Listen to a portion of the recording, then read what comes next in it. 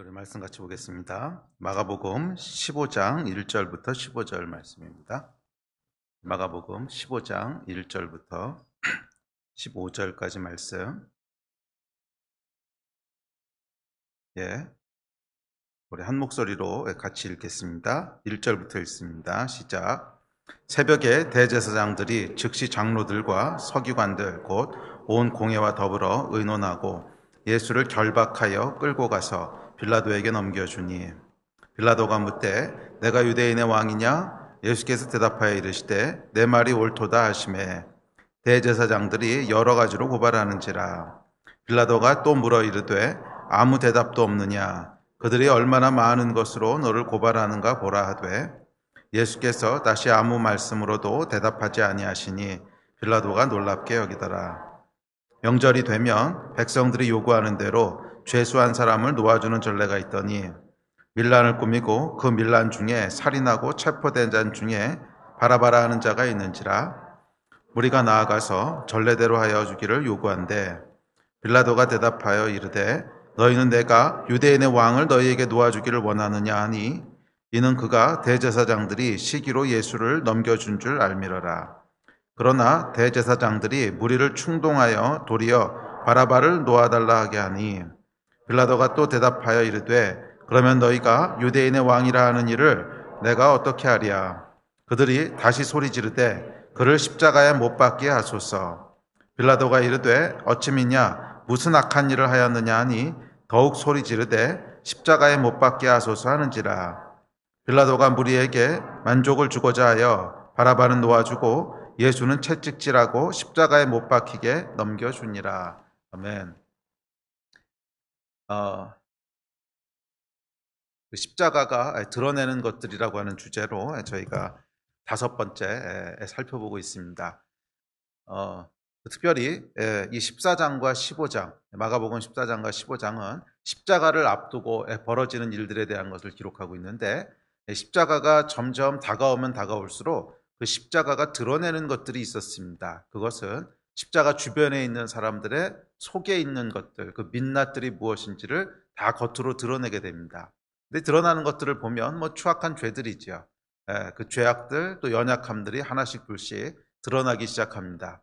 그래서 십자가에는 아주 특별한 영적인 능력이 있는데 그것은 십자가가 다가오면 다가올수록 또는 우리가 십자가 앞에 가면 갈수록 우리 안에 있는 죄와 연약함들이 드러나게 된다는 거예요. 그것이 십자가의 능력입니다. 그렇게 하시는 이유는 예수께서 십자가에서 무엇을 처리하셨는지를 알게 하시기 위해서입니다. 우리의 죄의 문제는 그 첫 번째 단계가 있습니다. 이 죄의 문제를 해결하기 위한 첫 번째 단계는 내가 그 죄의 문제를 인식하고 인정해야 된다는 거예요. 내가 인식하지 못하고 인정하지 못하는 죄의 문제는 절대로 해결될 수가 없습니다. 그래서 예수께서 십자가에서 우리의 죄의 문제를 해결하시고 처리하실 때도 그것을 인정하고 인식하게 하십니다. 우리 구원의 문제도 그렇지 않습니까? 총체적으로 내가 죄인이라고 하는 것을 인식하고 인정하고 회개했을 때 구원이 우리에게 역사하게 되듯이 모든 죄의 문제에는 동일한 프린시플이 있습니다. 그것은 내가 그 죄의 문제를 인식하고 인정해야만 해결될 수 있다는 거예요. 자, 그래서 십자가가 우리 앞으로 다가오면 다가올수록 한 발짝 두 발짝 가까이 가면 가까워질수록 우리 안에 있는 죄의 문제를 드러나게 하심으로 우리가 무슨 죄 가운데 있는지를 알게 하시고 또한 예수께서 그 죄를 어떤 죄들을 처리하셨는가 하는 것을 볼 수 있게 하시고 알 수 있게 하십니다. 그래서 십자가가 다가올수록 드러나는 그런 당황스러움들, 또 우리 안에 있는 죄악들, 내가 상상하지 못했던 일들, 그것은 당황하실 필요가 없고 감사하셔야 됩니다. 예수께서 이것을 드러나게 하시는 것은 이미 처리하셨다고 하는 것을 가르쳐 주시기 위함이고 또 내가 거기서부터 자유함을 받게 되게 하시기 위함이구나 하는 그런 의미입니다. 그래서 오늘도 15장도 역시 14장에 계속 이어서 십자가가 드러내는 여러 가지 모습들을 우리에게 보여주고 있습니다. 이제 14장에서는 제자들과 함께하는 것으로부터 시작해서 잡혀가시는 것까지가 기록되어 있다면 이제 본격적으로 잡혀가셔서 십자가에 달리셔서 돌아가시기까지 이야기가 이제 15장 또 16장으로 쭉 이어지게 됩니다. 자, 그래서 오늘 본문 말씀을 보시면 십자가가 드러내는 3가지 죄의 모습을 찾아볼 수 있는, 사실은 3가지가 아니고 한 6, 7가지 돼요. 근데 설교 준비하다 보니까 그걸 다 하기엔 시간이 부족해서 그냥 세 가지만 뽑았는데, 뭐 여기 보면 이제 폭력도 나오고 고발하는 것도 나오고 정죄도 나오고 불법도 나오고 여러 가지가 나오죠. 불법도 나옵니다. 사실은 바나바하고 예수님 중에 누구를 놓아주는 것이 의입니까? 당연히 예수님을 놓아주는 것이 의지요. 이 바나바는 뭐 폭력 일으키고 살인했던 자입니다. 당연히 벌을 받는 것이 정의인데 오히려 그를 풀어주고 예수님을 십자가에 죽이게 되는 불의함, 뭐 이런 여러 가지 등장하는데 뭐 시간이 없으니까 그걸 다 다룰 수는 없고 그 중에 세 개만 뽑아서 살펴보려고 합니다. 자, 첫 번째 살펴보려고 하는 십자가가 드러내는 죄의 모습은 1절입니다. 1절에서 이렇게 얘기합니다. 1절 우리 같이 한번 읽읍시다. 시작. 새벽에 대제사장들이 즉시 장로들과 서기관들 곧 공회와 더불어 의논하고 예수를 결박하여 끌고 가서 빌라도에게 넘겨주니. 자, 오늘 본문에서 발견하게 되는 첫 번째 십자가가 드러내는 것은 결박이에요. 결박. 예수를 꽁꽁 묶었습니다. 죄에는 여러분 결박이라고 하는 저주가 있습니다. 여러분, 사람을 사람 되게 하는 가장 중요한 첫 번째 가치가 뭘까요? 성경에서 인간이라고 얘기했을 때 그 인간에게 부여된 가장 인간을 인간 되게 하는, 그러니까 하나님께서 인간을 창조하실 때 너는 인간이야 라고 하는 것을 규정짓게 하는 가장 중요한 요소가 뭐라고 생각하십니까? 그것은 여러분 뭐 물어볼 것도 없습니다. 자유입니다. 자유. 네. 사람을 어떻게 창조했나 보세요. 선악과를 만드심으로 창조하셨어요.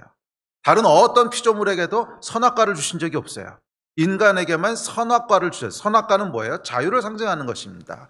내가 내 의지에 의해서 자유롭게 선택할 수 있다는 거야. 그것을 하나님께서 주신 거예요. 그래서 성경이 얘기하는 인간됨의 가장 핵심은 뭐냐면 자유함이에요. 네. 이 자유함이 있어야 거기서부터 믿음도 나오고요. 자유함이 있어야 관계라는 것도 형성되고 자유함이 있어야 사랑이라는 것도 할 수 있습니다. 사랑은 여러분 자유가 빼앗기면 절대 할 수 없습니다. 사랑의 정의는 뭐냐면 내가 다른 사람을 선택할 수 있는 수많은 선택권이 있는데 그중에 당신을 선택했습니다. 이게 자유거든. 그러니까 이게 사랑이거든. 그래서 사랑은 자유를 기초로 하고 있습니다. 자, 어찌되었든지 간에 인간을 가장 인간되게 하는 성경적 인간론의 핵심 중에 핵심은 뭐냐면 자유예요. 그래서 하나님 선악과를 주신 거죠. 선악과가 의미하는 것입니다. 이 하나님이 창조하시고 나서 다른 모든 피조물과 인간의 차이를 두셨는데 그 차이는 인간에게만 선택할 수 있는 자유, 선악과가 주어졌다는 것입니다. 물론 다른 피조물들도 자유가 있습니다. 자유가 있는데 그 자유는 여러분 뭐 집에서 키우는 개도요. 이제 먹고 싶으면 먹고 먹기 싫으면 안 먹고 이제 건너방 가고 싶으면 가고 저기 베란다 나가고 싶으면 나가고 뭐 자유가 어느 정도 있어 보이죠. 그런데 이 자유는 모든 피조물에 따라서 각각의 피조물에게 부여된 자유의 정도가 달라요. 그러니까 제한적이고 차별적인 자유를 주셨다는 거예요. 그래서 이 자유의 레벨이 올라가면 올라갈수록 더 존귀와 존엄한 존재라는 거예요. 그래서 마지막 자유까지 다 주어진 인간은 하나님의 형상으로 지음받은 가장 존귀한 존재라는 거예요. 그러니까 이 자유라고 하는 것이 무엇을 나타내는가 하면 그의 존귀함을 나타내는, 존귀함이라고 하는 것은 얼마나 하나님과 닮았느냐 하는 것을 나타내는 거예요. 그래서 뭐 존귀함의 가장 궁극적인 분은 하나님이시니까. 그래서 결국 이 자유의 척도는 뭐냐면 존귀함의 척도예요. 그래서 인간은 자유를 빼앗기면 그 존엄성을 빼앗기게 되는 거예요. 그래서 모든 피조물들은 자유의 척도, 자유의 레벨이 다릅니다. 뭐 예를 들면 식물을 생각해 보세요. 나무나 꽃 같은 걸 생각하면 분명히 하나님이 창조하신 생명체지만 그에게는 돌아다닐 수 있는 자유가 없어요. 그냥 주어져 있는 자유가 딱 그 나무와 풀이 누릴 수 있는 것까지의 자유예요. 그렇죠? 반면 동물들은 그것보다 조금 더 많은 자유가 주어져 있습니다. 식물에 비해서는 마음대로 돌아다닐 수 있는 자유가 있고 마음대로 먹을 수 있는 자유가 있어요. 그러나 이 동물에게 주어져 있는 자유는 본능을 절대로 거스를 수 없다고 하는 제약이 걸려 있어요. 그렇죠? 본능을 절대로 벗어날 수 없습니다. 그래서 연어는 다른 곳에 가서 알을 낳을 수 없고요. 반드시 자기가 태어났던 곳을 거슬러 올라가야만 되는 본능이 있고, 또 철새는 때가 됐는데도 계속 거기 머물러 있을 수 있는 자유가 없어요. 철새는 때가 되면 반드시 가야 될 곳으로 가야 되는 이 본능을 거스를 수 없습니다.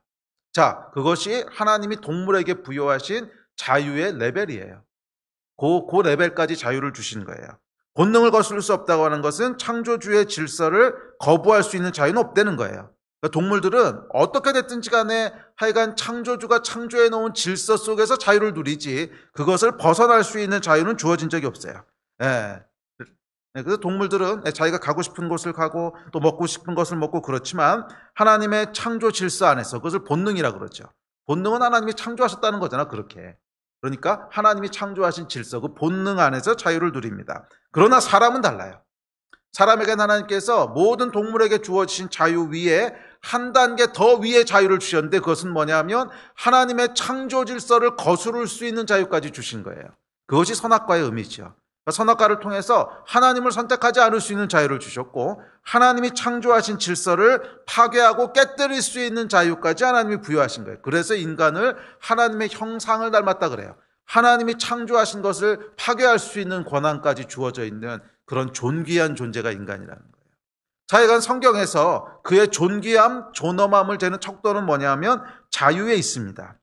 자유에 있다는 거예요. 네. 그래서 인간에게 어떤 자유를 주셨냐면 하나님께서 궁극적인 자유를 주셨는데 그래서 그 이상의 영광은 없어요. 그것 이상의 영광은 없어요. 하나님께서 주실 수 있는 가장 큰 영광을 인간에게 부여하셨는데 그것은 하나님의 지으신 질서를 거부할 수 있는 그 자유까지 부여하셨습니다. 그것이 선악과입니다.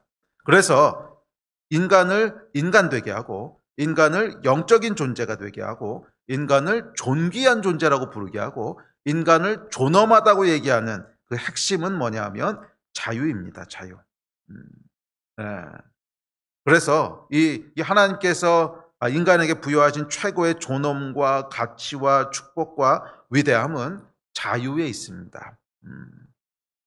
그래서 여러분, 죄가 궁극적으로 공격하는 것이 무엇인가? 그것은 인간의 인간됨을 파괴하는 거예요.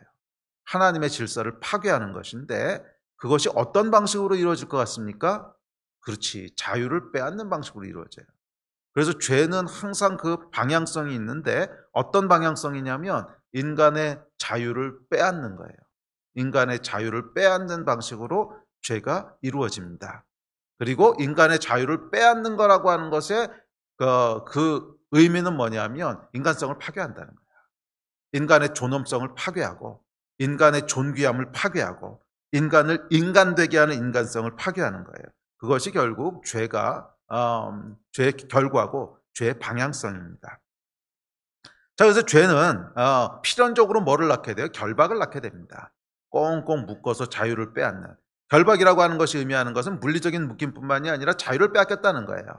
자유를 빼앗겼다는 거야. 그래서 죄는 자유를 빼앗는 결박을 낳습니다.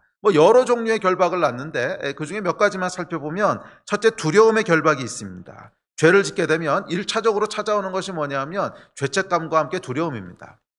두려움이 확 몰려오죠. 죄를 졌는데 여러분 전혀 두렵지 않다. 이것은 이제 양심에 화인 맞은 상태고 조그만 죄든 큰 죄든지 간에 죄를 딱 짓게 되면 두려움이 훅 하고 몰려옵니다. 여러분 그런 경험들 있지 않으세요?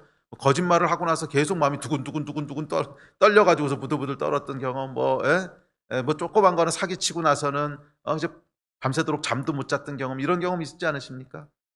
아닌 척 그러고 있어요.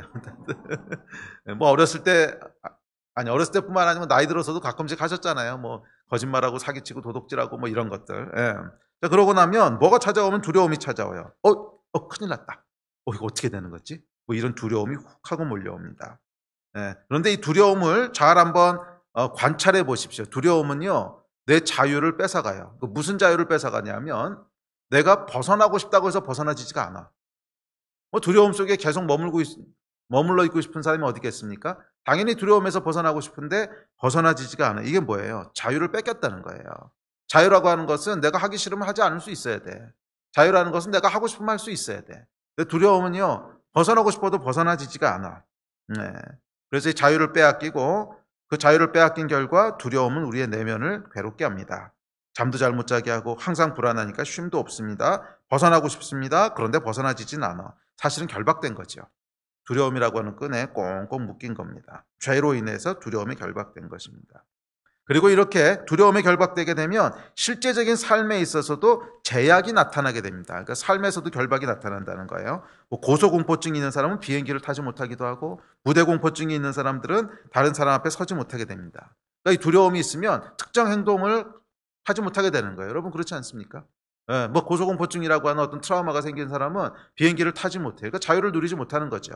비행기를 타야 원하는 곳에 갈 수 있는데 뭐 제주도 가려고 해도 배 타고 가야 되고 뭐 해외는 가지도 못하고 자유를 심각하게 제약당합니다. 이게 두려움이 우리를 결박하는 거죠. 예, 또 뭐 사람에 대한 두려움이 있어서 사람 만나기를 꺼려하게 되기도 하고, 예, 그러니까 두려움은 우리의 삶을 실제적으로 결박합니다. 또 두려움과 함께 동시에 찾아오는 게 뭐예요? 죄책감이 있습니다. 죄책감도 결박을 낳는데 두려움과는 조금 다른 종류의 결박입니다. 죄책감은 어떤 결박을 만들어내냐 하면 스스로를 비하하고 부정함으로 낮은 자존감에다가 나를 꽁꽁 묶어놔요. 낮은 자존감에서부터 탈출하지 못하도록 꽁꽁 결박시켜 놓는 거야. 죄책감이 들어오면 어떤 생각이 듭니까? 아, 나는 나쁜 놈이야, 이 생각이 들지요. 죄책감은 나를 나쁜 놈이라고 하는 생각으로 몰아갑니다. 그리고 나는 쓸모없는 존재야. 아, 나는 벌을 받아도 마땅해. 스스로 그렇게 생각하게 되죠. 그래서 죄책감은 우리를 낮은 자존감이라고 하는 기둥에다가 꽁꽁 결박해서 벗어나지 못하게 합니다. 우리는 원래 지음받기를 하나님의 위대한 자녀로 지음받았어요. 저와 여러분은 존귀한 존재지 쓸데없는 존재가 아니에요. 저와 여러분은 벌을 받아 마땅한 존재가 아니라 축복을 받아 마땅한 존재예요. 저와 여러분은 나쁜 놈이 아니라 저와 여러분은 존귀한 자예요. 복의 근원이고 복을 누려야 될 존재고 복을 전해주는 존재예요. 그런데 그 존재가 그 하나님의 약속의 땅에 가지 못하도록 컴컴한 지하실 구석에 결박시켜버리는 거예요. 죄. 죄로 인한 죄책감은 맞아요. 우리를 시커먼 지하실 구석에다가 결박시킵니다. 지하실은 어떤 곳이에요? 햇볕이 들지 않는 곳. 항상 우울하고 항상 비참하고 항상 소망도 없고 자유도 없는 곳. 죄책감은 그곳에 우리를 딱 가둬버려요. 딱 가둬서 결박시켜버립니다. 셋째, 죄가 가져오는 결박은 중독이라고 하는 형태로 나타나기도 합니다. 중독이라고 하는 것은 뭐냐면 내 삶에 뭐 좋은 것을 중독이라고 그러진 않죠. 내 삶을 파괴하고 내 삶에 별로 도움이 되지 않는다는 것을 내가 알아. 그래서 벗어나고 싶은데 벗어나지 않는 것을 중독이라고 합니다. 내가 너무 좋아하고 내 삶을 풍성하게 하고 복이 되는 거, 뭐 기도에 중독이 됐어. 그런 건 중독이라고 안 하죠. 중독이라고 하는 것은 내 삶을 파괴하고 나를 계속 비참하게 만드는데 안 돼. 나오고 싶은데 안 돼. 그것을 중독이라고 합니다. 자, 그래서 이 죄라고 하는 것은 두려움이나 죄책감 같은 내적인 결박을 넘어서 실제적으로 우리의 삶을 결박해요. 거기서부터 빠져나오지 못하게 해요. 예를 들어서 뭐 음란물이라든지 아니면 쇼핑, 거식증, 폭식증 이런 것부터 시작을 해서 스마트폰 중독, 게임 중독, 알코올 중독, 성 중독, 도벽, 약물 중독에 이르기까지 죄는 수많은 중독에 우리를 묶어서 우리의 삶을 실질적으로 결박시켜요. 삶의 자유를 제한한다는 거야. 하고 싶지 않은데 안 돼. 자유가 없어. 그래서 일단 결박이 되고 나면 우리는 자유를 빼앗깁니다. 더 이상 절대로 게임은 안 할 거야. 게임을 하다 보니까 이게 완전히 삶이 다 파괴됐어. 그렇죠, 여러분. 하루 종일 게임 중독돼 있으면 삶이 파괴됩니다. 정상적인 삶이 안 되죠. 그래서 더 이상 안 되겠어. 이렇게 페인으로 살 수는 없어. 오늘부터 게임을 하지 않을 거야. 다짐하고 또 다짐해도 어느 순간 보면 키보드 앞에 앉아 있어. 이런 게 중독이잖아요. 마치 포로가 된 기분이에요. 더 이상 음란물에 사로잡히지 않을 거야. 그러면서도 한 3일도 지나지 않아서 또 음란물을 보고 있는 이런 중독들. 정말로 포로가 된 것입니다. 죄의 포로. 보이지 않는 포박줄에 꽁꽁 결박되어서 게임에, 음란물에, 약물에, 스마트폰에 묶여버린 거예요. 그리고 이렇게 자유를 빼앗길 때 인간을 존귀하게 하고 존엄하게 하는 이 하나님의 모든 계획들이 무너집니다. 자유를 빼앗긴다는 것은 여러분 기억하십시오. 인간의 존엄성과 인간됨을 파괴하는 거예요. 하나님이 인간을 가장 인간되게 한 것은 뭐였냐면 자유를 부여하심으로야. 가장 존엄하게 하신 것은 뭐냐면 선악과를 부여하심으로야.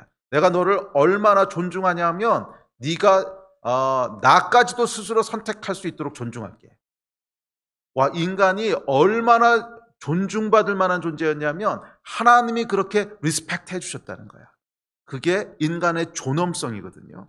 개나 고양이에게는 하나님께서 너의 본능을 네가 스스로 선택할 수 있도록 존중할게 이러신 적 없어. 개나 고양이는요 그냥 내가 알아서 창조해 줬으니까 그대로 살아. 그게 너한테 제일 좋은 거야. 그래서 개나 고양이는 뭐 아무리 귀엽고 아무리 발랄한 것 같고 아무리 자유로운 것 같아도 하나님께서 선택권을 주신 적은 없어요. 내가 창조한 대로 그냥 살아. 그런데 인간은 그렇게 안 하셨단 말이에요. 인간은 내가 창조한 대로 살아 이렇게 하지 않으시고 네가 스스로 선택할 수 있도록 내가 리스펙트할게. 이게 인간의 존귀함이고 존엄성이에요. 근데 자유를 빼앗기게 되면 인간은 그것을 다 잃어버리는 거예요. 그래서 개, 돼지 수준이 되는 거예요. 자, 중독과 반대되는 결박도 있습니다. 이것은 뭐냐 하면 정말 하고 싶은 것도 연약함으로 인해 못하는 게 있어. 그러니까 중독은 하기 싫은데 묶여서 할 수 없이 하는 거고, 중독에 반대되는 건 뭐냐면 연약함인데, 그 연약함은 내가 정말 하고 싶은 게 있는데 연약해서 잘 못하는 거야. 그것도 여러분 결박입니다. 중독 못지않게 사람의 내면을 파괴하는 결박입니다. 뭐 저는 여러분 잘 아시겠지만 어렸을 때 말을 심하게 더듬어서 이게 뭔 줄 알아요. 말을 아주 심하게 더듬는 연약함이 있었기 때문에 하고 싶은 걸 못하는 거야. 말을 하고 싶은데 말이 제대로 안 되고, 말이 제대로 안 되니까 수많은 것들에 제약이 걸립니다.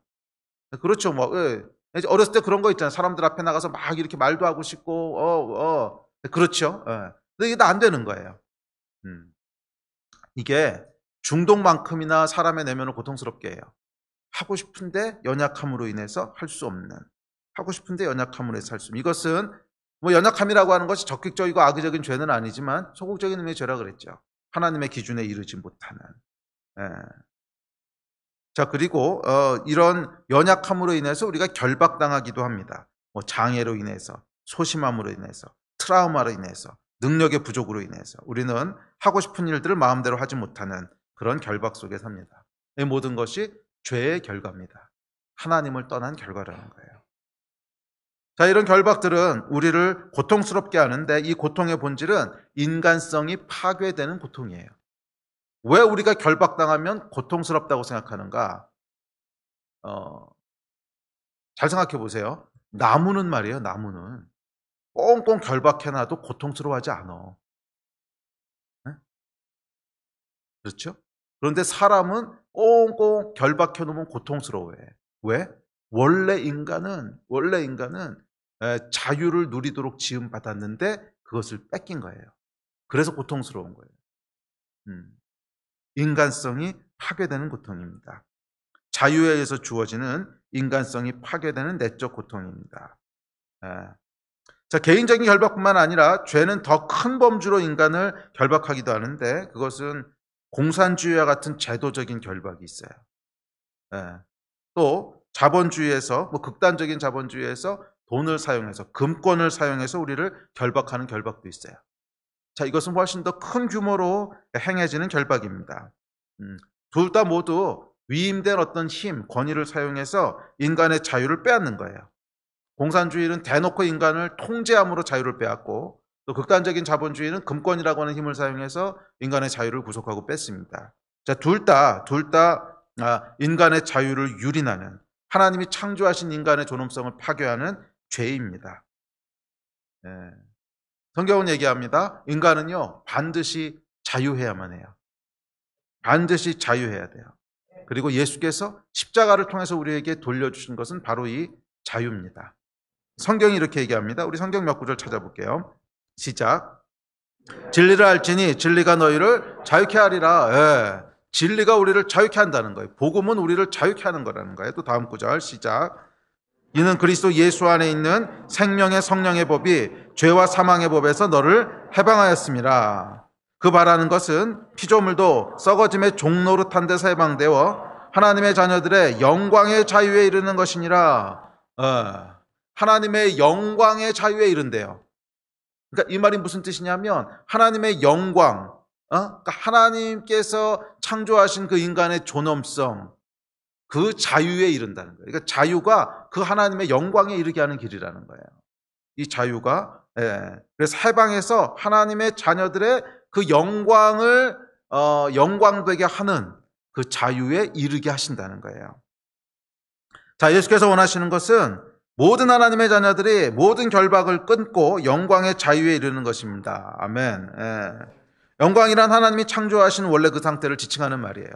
영광은 하나님이 원래 창조하신 그 상태를 지칭하는 말입니다. 그래서 하나님의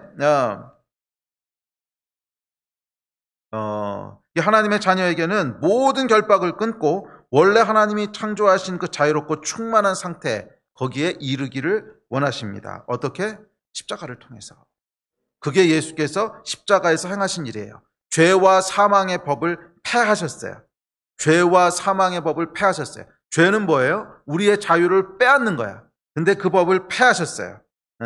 그래서 이것이 십자가의 능력이고 축복입니다.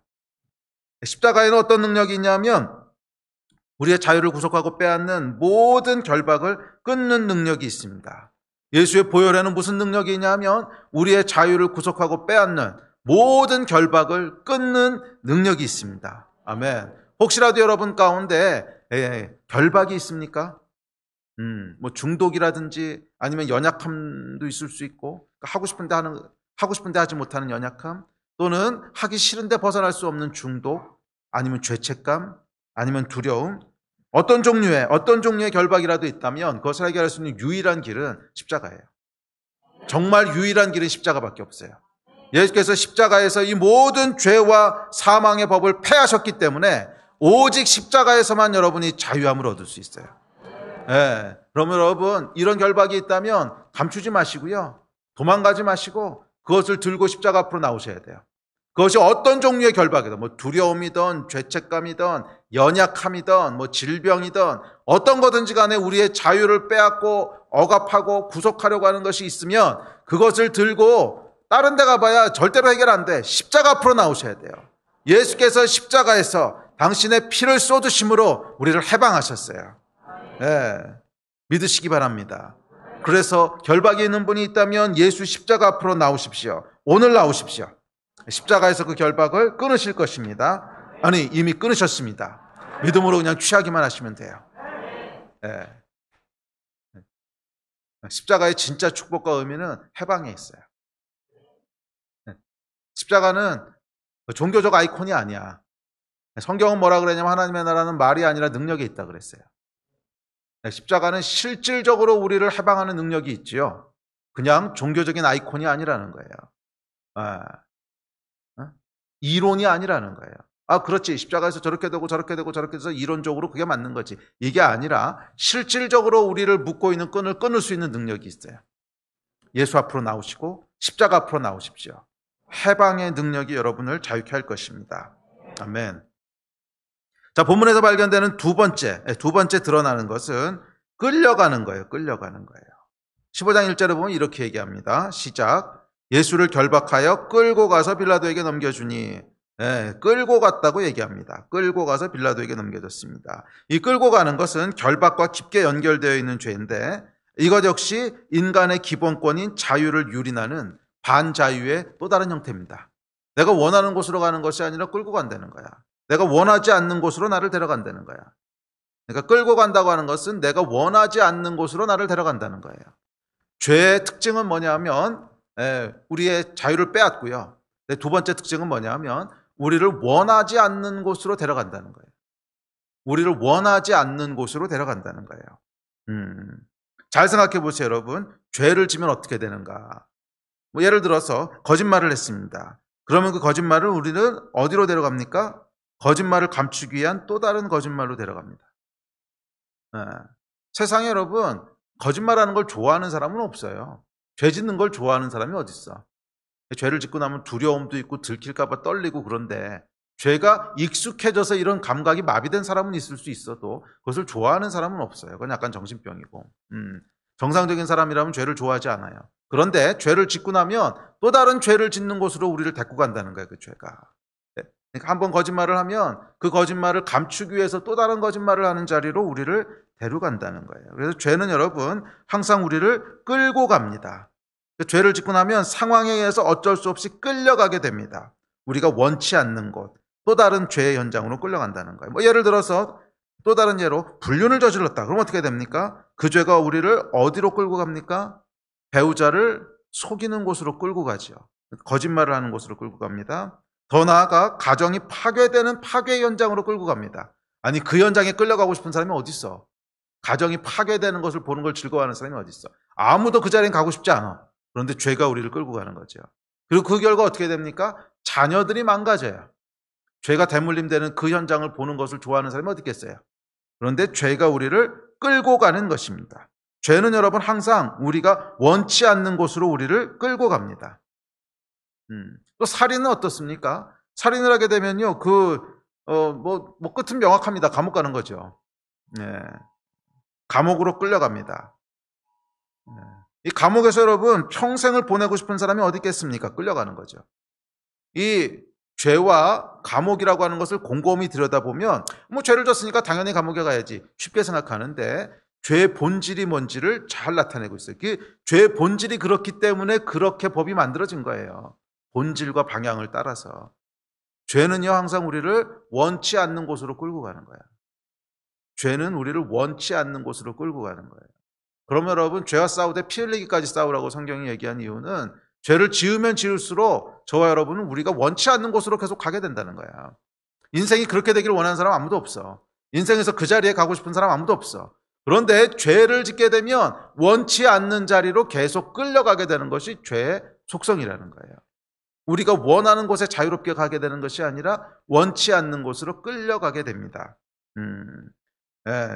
여러분, 죄는 항상 반드시 어김없이 절대로 우리를 원치 않는 곳, 저주가 있는 곳으로 끌고 갑니다. 끌려가고 싶지 않은 곳으로 끌려갑니다. 죄의 속성이에요. 그래서 죄가 끌고 가는 것을 생각해 보십시오. 죄가 끌고 가는 것은요, 기쁘고 소망 있고 밝고 사랑이 가득하고 가슴 뛰고 이런 곳이 아니야. 죄가 끌고 가는 것은 항상 어떤 곳이냐면 어둡고 우울하고 두렵고 절망적이고 분노가 가득하고 후회가 막 넘치고 항상 이런 곳으로 끌고 가지 않습니까? 죄가 끌고 가는 곳에 가보면 항상 후회가 있어요. 아이고 그렇게 하는 게 아니야. 아이고 그렇게 하는 게 아니야. 근데 이미 늦었지. 죄가 우리를 결박해서 끌고 와 버렸습니다. 이것이 죄의 속성입니다. 오늘 여러분들이 혹시라도 내가 처한 상황은 왜 이렇게 어둡고 또 내가 원하지 않는 그런 상황이고 이렇게 힘들고 비참하고 그럴까? 만약 이런 의문이 있으신 분들이 있다면 죄송하지만 그게 죄의 결과예요. 하나님 없이 살아온 죄. 그 죄는 아까 얘기했지만 악의적인 죄만이 죄는 아니라 그랬어요. 연약함도 죄의 일부라 그랬지. 하여간 죄든지 연약함이든지 하나님을 떠났기 때문에 생긴 결과라는 거예요. 오늘 내가 살아가고 있는 이 마음에 들지 않는다면 마음에 들지 않는 이 상황은요 결국 죄를 선택해서 여기까지 오게 된 거예요. 죄가 끌고 온 거예요. 만약 그렇지 않고 이것은 단순히 그냥 나는 피해예요, 억울해요, 그렇게 생각하는 분이 있다면 이게 참 어렵습니다. 그러면 이것을 해결할 수 있는 방법이 없어요. 이걸 해결하려면 십자가 앞에 들고 나가야 되거든요. 십자가 앞에 들고 나가야 되는데 억울하다고 생각하면 십자가 앞에 안 나가는 거죠. 이것이 내 안에 있는 죄 때문에 이렇게 된 거구나 하는 회개에 이르러야 십자가 앞에 나갈 수 있게 되는 겁니다. 그래서 여러분 우리의 모든 상황과 모든 문제에 대한 첫 번째 해결책은 이것이 내 죄 때문이라고 하는 것을 인정하는 거예요. 인식하고 인정하는 거예요. 직접적으로 어떤 죄 때문에 당장 이렇게 된 건 아닐지 몰라도 여러 죄들이 쌓이고 축적되고 하면서 여기까지 온 거예요. 그것을 우리가 인정하고 인식할 때 해결될 수 있는 소망이 보입니다. 아멘. 그것이 은혜고 십자가인 줄 믿습니다. 자, 그래서 마지막에는 죄가 우리를 어디까지 끌고 가는지 아십니까? 이것이 계속 죄가 해결되지 않은 상태로 쌓이고 모이고 그래서 마지막으로 끌고 가는 것이 어디냐 하면 지옥이에요. 지옥. 죄의 마지막 종착점입니다. 죄가 해결되지 않은 사람은 이 세상에서 시간이 다 마치고 나면 그 죄의 결과 정말 원치 않은 곳으로 끌려가게 됩니다. 정말 원치 않는 곳. 그게 어디냐 하면 지옥이에요. 세상에 지옥 가고 싶은 사람이 어디 있겠습니까? 말은 험하게 해서 지옥 갈 거야 이렇게 해도 그만큼 깊은 곳에 지옥 가고 싶은 사람이 어디 있어요? 아무도 없습니다. 끌려가는 거지. 끌려가는 거지. 그래서 여러분 마지막 날 지옥에 끌려가는 모습을 상상해 보십시오. 아, 여기가 지옥이구나 하하하 이러고 들어가는 사람 한 사람도 없어요. 마지막에 지옥에 끌려가는 사람은 모두 다 발버둥 치면서 들어갈 겁니다. 가기 싫어. 여기 아니야. 난 여기 있지 않을 거야. 다들 거부하고 발버둥 치고 그러면서 끌려가는 거지. 아, 지옥에 기쁘게 들어가는 사람이 어디 있어요? 왜 끌려갈까요? 죄의 특징은 끌고 가는 거라니까. 우리가 원치 않는 곳으로 우리를 끌고 가는 거예요. 그래서 마지막에 지옥에 들어갈 때는 뭐 살려줘, 가기 싫어, 여기 아니야. 모두 다 한 사람도 예외 없이 발버둥 치면서 끌려갈 것입니다. 이것이 죄의 속성이에요. 죄가 궁극적으로 끌고 가는 곳은 지옥입니다. 죄가 해결되지 않았는데 내가 원하는 곳으로 갈 것이라 생각한다면 죄를 잘 모르시는 분입니다. 죄가 뭔지 모르시는 분이에요. 죄는 절대로 인간을 그 사람이 원하는 곳으로 데려다 주지 않아요. 죄는 절대로 원하는 곳으로 데려다 주지 않아요. 죄는 항상 언제나 변함없이 신실하게 인간을 원하지 않는 곳으로 데려갑니다. 그것이 변치 않는 죄의 내재적 속성입니다. 그리고 인간에게 예수가 필요한 이유예요. 우리에게 십자가가 필요한 이유입니다. 만약 십자가가 없다면 저와 여러분 인생의 끝은 명확하게 정해져 있습니다. 지옥이에요, 지옥. 죄가 우리 삶을 계속 원치 않는 곳으로 끌고 다니는 죄가 평생 해결되지 않고 쌓이고 쌓였는데 그 결과 우리를 어디로 끌고 가겠어요? 뭐 그것을 지옥이라 부르든 뭐라 부르든 관계없이 하여간 원하는 곳으로 데려가지 않는다는 거예요. 그게 죄의 속성이라는 거예요. 아이, 지옥 같은 게 어디 있어? 오케이, 뭐 지옥이라고 부르지 않으셔도 상관없어요. 뭐라고 부르든지 간에 하여간 우리가 인생 끝날 때 가게 될 곳은 우리가 원했던 곳은 아니야. 그게 죄의 특징입니다. 우리의 종착역은 절대로 우리가 원했던 곳은 아닐 거라는 거예요. 그러면 여러분, 인생의 종착역에 이르기 전에 반드시 하셔야 될 일이 있습니다. 죄를 해결하셔야 돼요. 인생의 종착역에 이르기 전에 반드시 하셔야 될 것은 죄를 해결해야 되는 거예요. 어떻게? 십자가에서. 그 죄를 해결할 수 있는 길을 열어주신 게 십자가예요. 인간의 모든 죄를 지시고 십자가에서 이미 처리하셔서 죄의 모든 능력을 무력화시키신 것이 십자가입니다.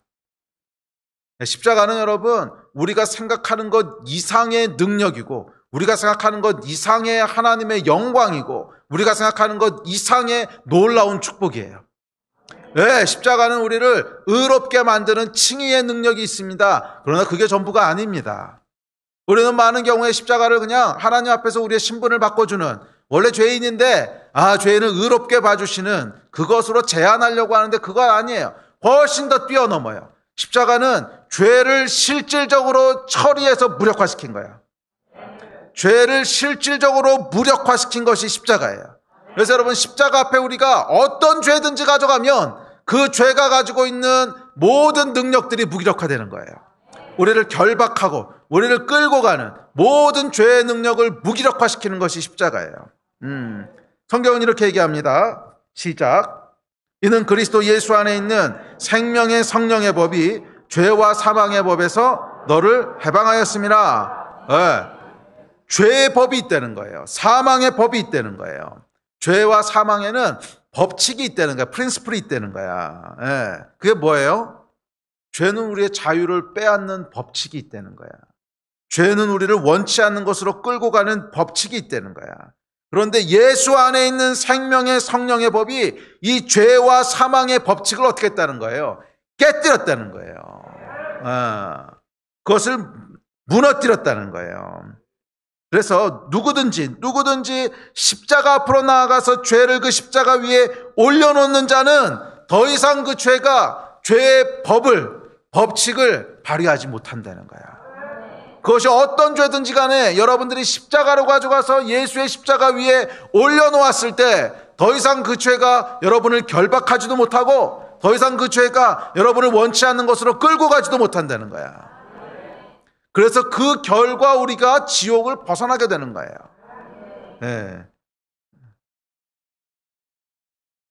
이것이 여러분 십자가고 구원입니다. 여러분 지옥은 가지 마십시오. 지옥에는 끌려가지 마십시오. 지옥은 여러분 사람 살 곳이 아니에요. 지옥은 인간의 인간성이 완전히 말살되는 곳입니다. 어떻게? 자유를 완전히 빼앗김으로. 그래서 지옥에는 여러분 어떤 자유도 없는 곳이에요.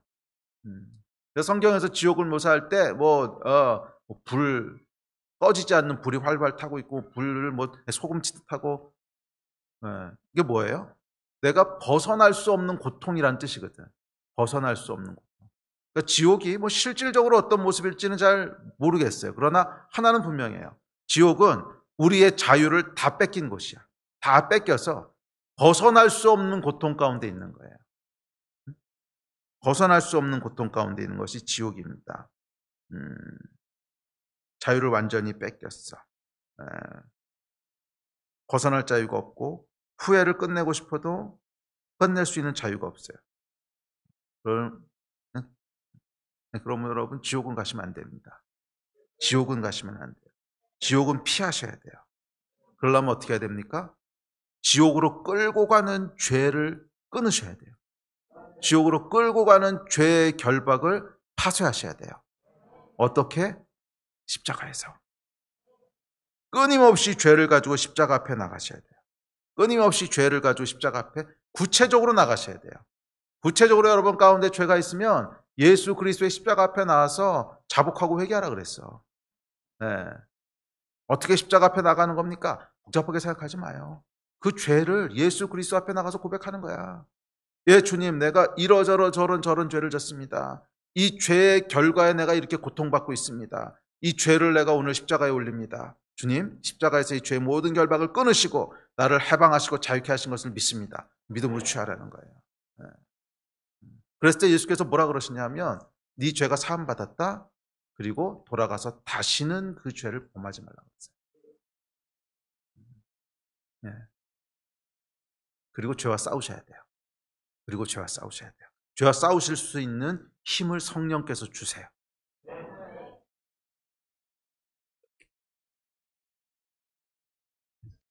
자, 이것이 구원이고 은혜입니다. 자, 마지막 세 번째. 오늘 본문에서 발견하게 되는 세 번째 모습은 13절 14절입니다. 13절 14절 시작. 그들이 다시 소리 지르되 그를 십자가에 못 박게 하소서. 빌라도가 이르되 어찌 미냐 무슨 악한 일을 하였느냐 하니 더욱 소리 지르되 십자가에 못 박게 하소서 하는지라. 세 번째 발견되는 건 뭐냐 하면 광기예요. 광기. 죄에는 광기가 있습니다. 사람들이 소리 지르기 시작합니다. 십자가에 못 박게 하소서. 빌라도가 묻습니다. 이 사람이 무슨 악한 일을 하였느냐? 나는 아무리 찾아봐도 이 예수라고 하는 자가 무슨 악한 일을 했는지 모르겠는데 도대체 무슨 악한 일을 했느냐?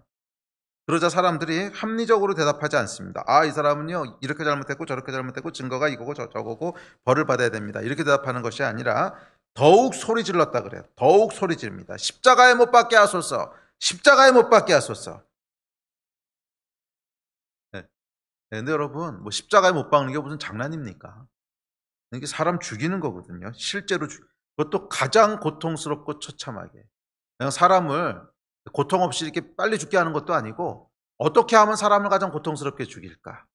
천천히, 수치스럽고, 고통스럽고 모든 고통을 다 맛보면서 죽일 수 있는 방법이 뭘까? 이게 십자가형이거든.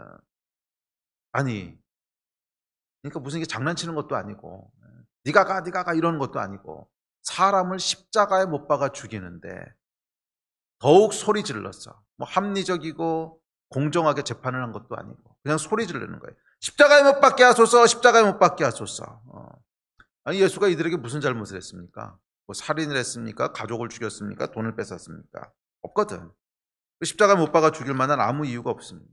아니 설령 기분 나쁘게 했던 뭐가 있다고 할지라도 어떻게 사람을 십자가에 못 박아서 죽입니까? 그런데 이들이 소리 지릅니다. 십자가에 못 박게 하소서. 십자가에 못 박게 하소서. 이거는 광기죠. 광기. 이성을 잃은 분노. 아무것도 보이지 않고 오직 분노한 감정만 온몸을 휘감아서 지배하는 뭐에 쓰인 상태죠. 뭐에 쓰인 상태. 죄는 여러분 광기가 있습니다. 광기란 뭐냐면 이성으로 통제할 수 없는 분노의 표출이에요. 이성으로 통제되지 않는 분노의 표출이에요. 인간의 분노와 이기심이 모이고 쌓이면 이제 그것은 통제할 수 없는 분노가 됩니다. 네, 그것을 이제 광기라고 부르는데, 왜 그런 적 있죠? 아주 심하게 분노해서 폭발할 때 보면, 아이고, 제가 이성을 잃었어, 이성을 잃었어. 이렇게 얘기할 때 있잖아. 그거예요, 그거. 이성을 잃은 거야. 그래서 더 이상 합리적으로 생각하고 합리적으로 판단하는 것이 아니라 생각이고 이성이고 판단이고 없어. 그냥 분노밖에 안 남은 거야. 네, 그런 게 광기입니다. 자, 인간의 내면에는 죄로 인한 광기가 있습니다. 나는 없어. 아니요, 있어요. 나는 없어. 아니, 있어요. 잘 생각해 보세요. 드러나는 순간들이 있습니다. 사람마다 다르지만. 자, 어쨌든지 간에 이성적으로는 설명할 수 없는 괴이하고 부조리하고 불합리하고 파괴적인 감정의 폭발. 죄가 모이고 쌓이면 어느 순간 그것은 모든 합리적 이성과 도덕을 마비시키고 오로지 괴이한 분노만 표출하는 광기로 넘어가게 됩니다. 자, 여기서 모이고 쌓인다는 것은 개인 안에 분노가 계속 축적되는 것도 있지만 여러 집단 사이에서 여러 명의 분노가 집단적으로 쌓이는 것도 역시 마찬가지예요. 그래서 한 사회의 분노 지수, 한 사회의 스트레스 지수가 아주 높아지게 되면 항상 뭐가 나와요? 광기가 나오죠. 그래서 뭐 혁명이나 폭력 사태 같은 것이 일어나면 사실 거기 이성이란 건 없습니다. 그냥 분노에 의해서 아무나 쳐 죽이는 거예요. 그게 뭐예요? 집단적으로 그 사회에 어떤 분노가 계속 쌓이는 거죠. 자, 그래서 역사를 보면 영악한 지도자들은요, 이 광기의 순간들을 이용합니다. 또는 광기를 만들어냅니다. 그래서 원하는 것을 손에 넣습니다. 중국의 공산혁명이 일어날 때 마오쩌둥은 홍위병의 광기를 이용했죠. 홍위병이라고 하는 사람들의 그 젊은 층들, 미래도 없어 보이고 가난하고 차별받고 하는 이 사람들의 광기를 이용해서 정권을 손에 넣습니다. 이 광기가 여러분 얼마나 광기였는지는 시간이 없으니까 나중에 하여간 그 자료들을 찾아보십시오. 정말 광기입니다. 그냥 뭐 이성도 없고 합리성도 없고 그냥 광기야. 그냥 화가 나서 아무나 때려 죽이는 거예요. 또 캄보디아의 크메르루즈, 여러분 잘 아시죠? 킬링필드. 크메르루즈는 정권을 잡으면서 150만 명을 학살하는데 그때 인구가 700만이었어요. 20%를 죽인 거야. 인구의 20%를 죽이는 광기를 이용합니다. 그때 여러분 그러니까 이 광기가 얼마나 광기였냐면 안경만 쓰면 죽였어요. 안경만 썼다고 죽였어요. 배운 사람은 다 잡아 죽였습니다. 그래서 이것이 이제 70년대 얘기인데 제가 90년대 말에 2000년대 초에 그러니까 그때 목회 시작하기 전에 선교사로 가려고 그랬잖아요. 그래서 이제 캄보디아를 조금 알아본 적이 있어요. 캄보디아. 근데 정말 놀라웠던 게 뭐냐면 캄보디아에 학교가 없어요. 2000년대가 됐는데 30년이 지났는데 대학이 없어. 왜 없냐 그랬더니 선생할 사람이 없대. 지식인은 다 죽인 거야. 안경만 쓰면 다 잡아 죽인 거야. 그래서 배운 사람을 한 명도 안 남겨둔 거예요.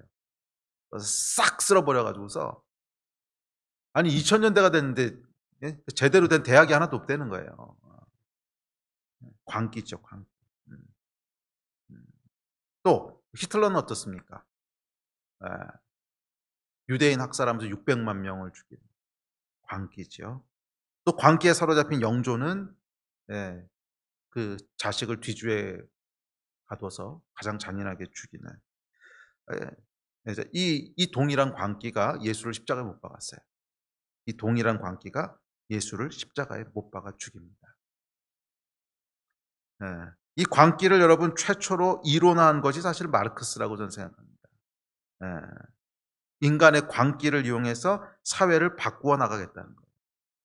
그래서 말은 그렇듯하게 하지만 사실 이게 죄를 이용하겠다는 거야. 그렇지 않습니까?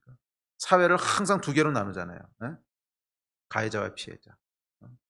지배계층과 피지배계층. 부르주아와 프롤레타리아.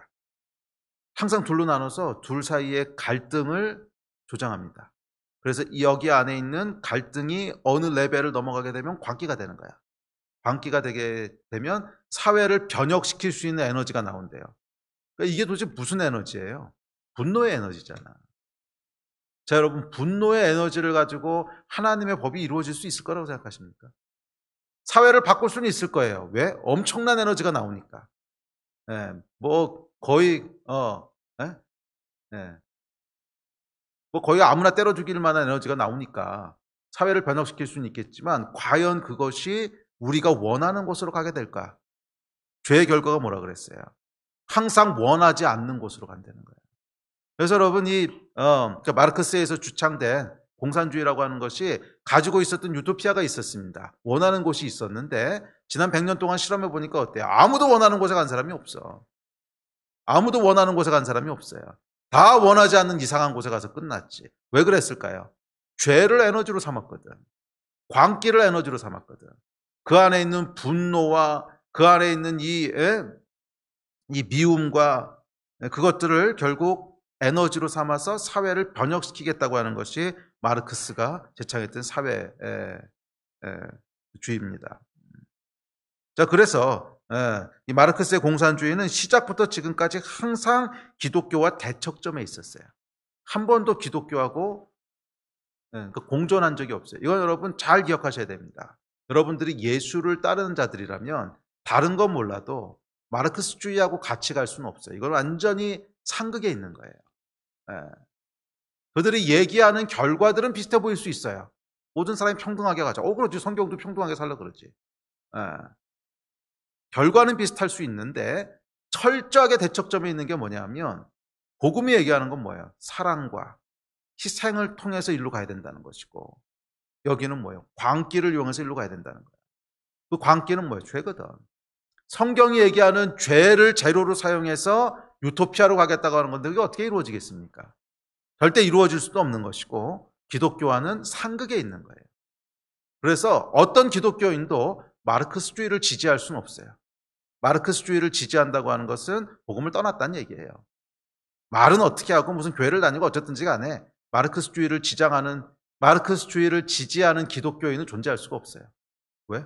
죄를 지지하는 기독교인이 어디 있어? 죄를.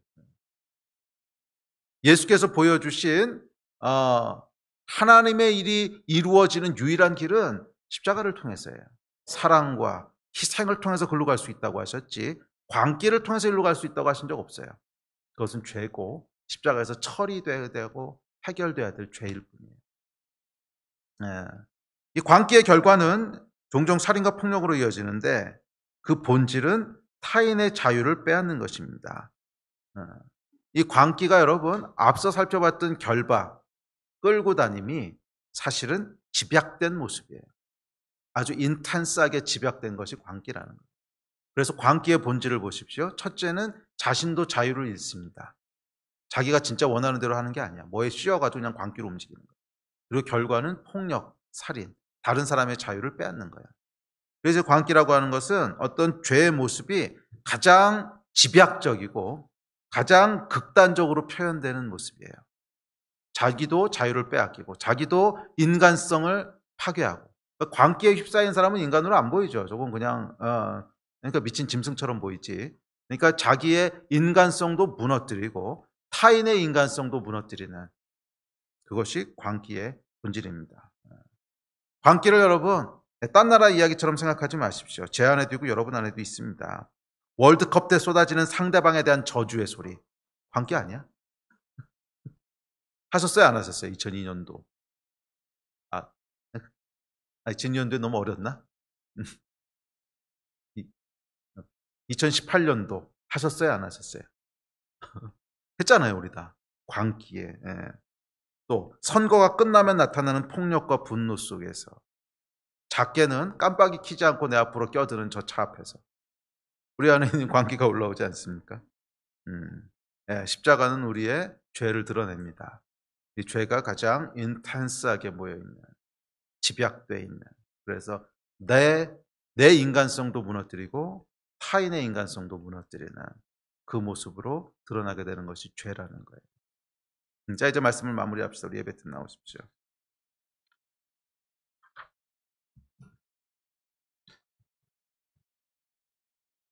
기억하십시오, 여러분. 죄에는요, 법이 있어요. 죄와 사망의 법이 있다고 그랬어요. 법칙이 있다는 거예요.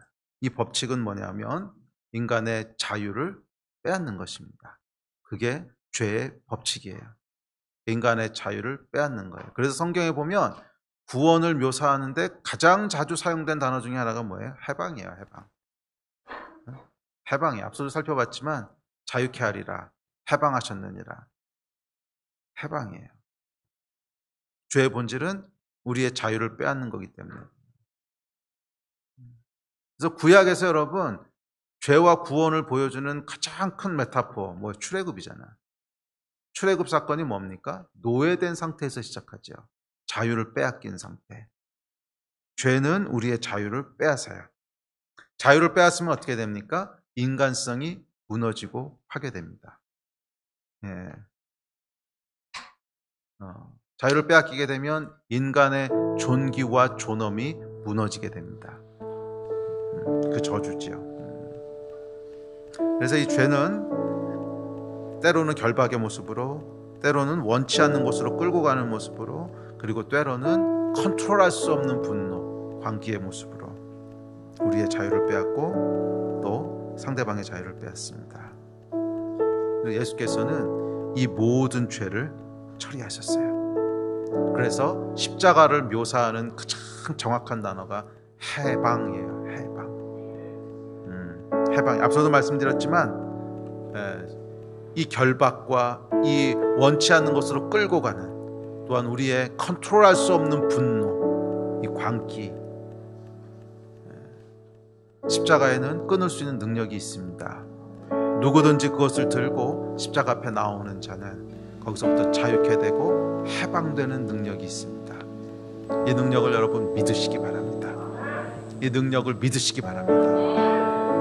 혹시라도 오늘 여러분 안에 해결되지 않은 결박이 있고 해결되지 않는 죄가 있고 해결되지 않는 연약함이 있다면 오늘 여러분 십자가 앞으로 나가십시오.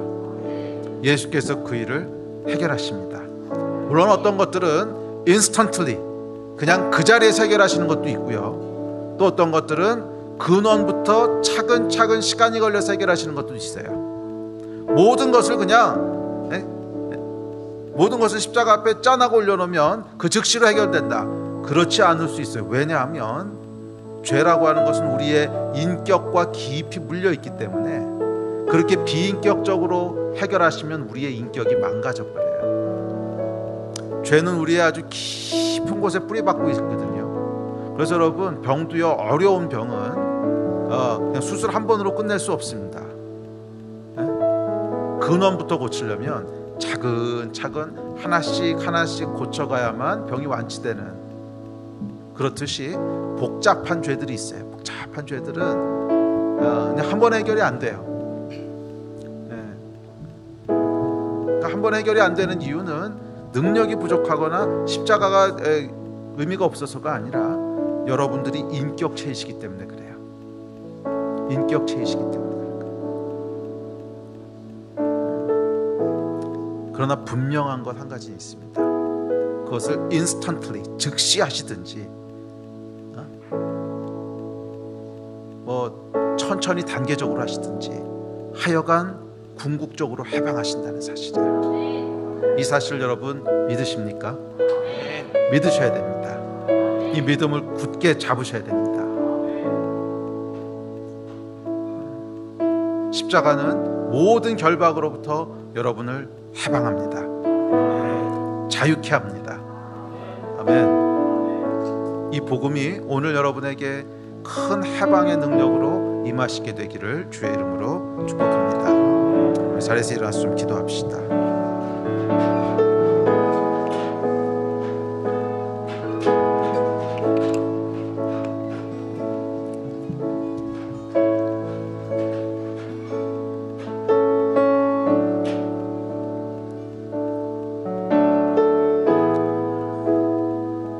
우리 함께 기도할 때 십자가 앞으로 좀 들고 나갑시다. 어떤 종류의 결박이든지 간에 십자가 위에서 예수께서 해결하시고 해방하십니다.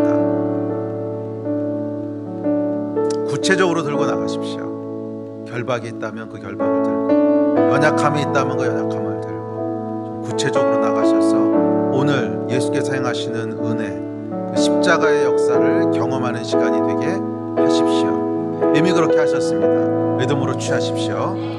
우리 잠깐 한 5분 정도 좀 개인적으로 우리 주님 앞에 나가서 기도하시면서 회개하시면서 죄의 문제를 처리하는 시간을 가집시다. 기도하시겠습니다.